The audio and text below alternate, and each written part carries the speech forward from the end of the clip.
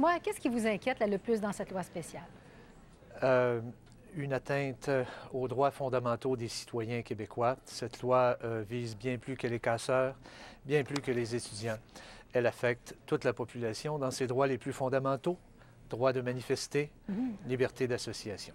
Et liberté d'expression, est-ce que vous y voyez également certaines limites par cette loi? Bien entendu, puisque le droit de manifester paisiblement rejoint intimement le droit à la liberté d'expression. Oui.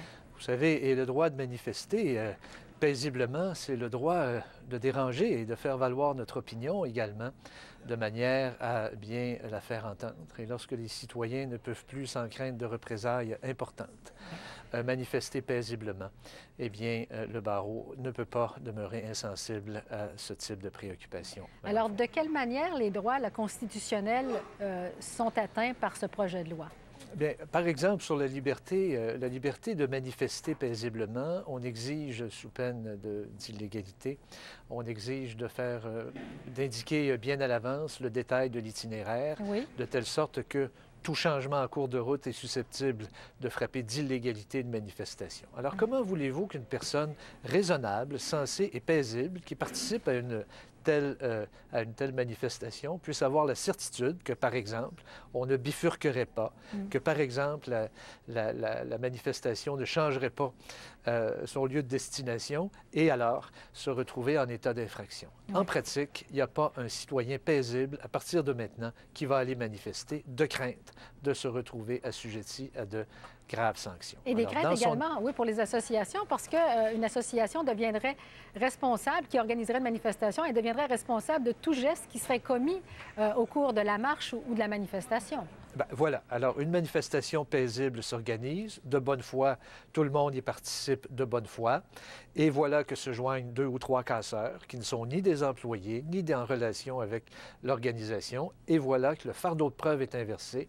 L'organisation est présumée responsable de tout ce qui en découle et en subira les sanctions. Encore une fois, en pratique, personne n'ira plus manifester au Québec. Et donc, une telle association se retrouverait devant un juge et devrait démontrer qu'il n'est pas coupable, plutôt que la Cour qui devrait démontrer que les casseurs sont coupables ou que l'association est coupable.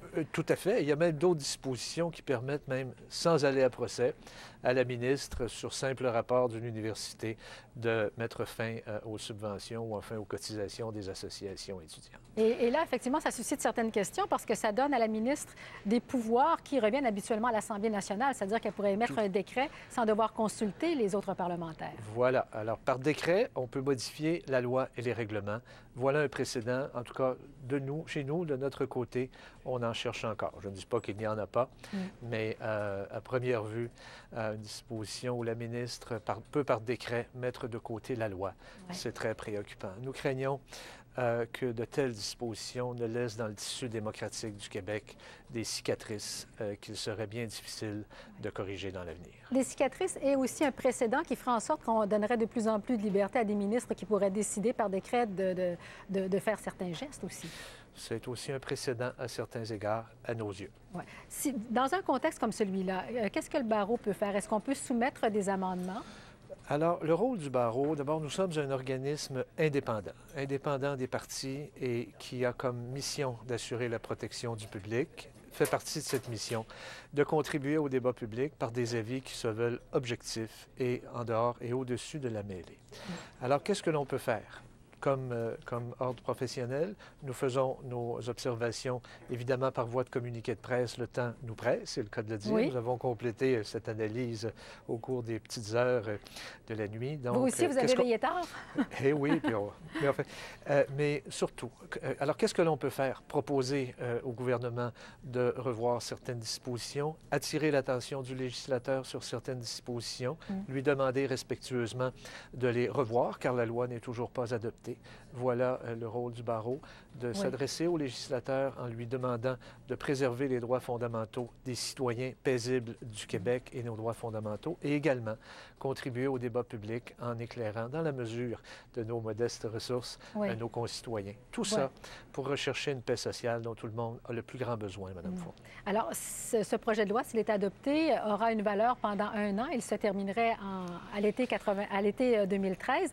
Y a-t-il moyen d'accélérer accélérer le processus pour faire en sorte qu'on puisse évaluer justement la portée de certains de ces articles-là qui, à votre avis, là, va à l'encontre des droits fondamentaux?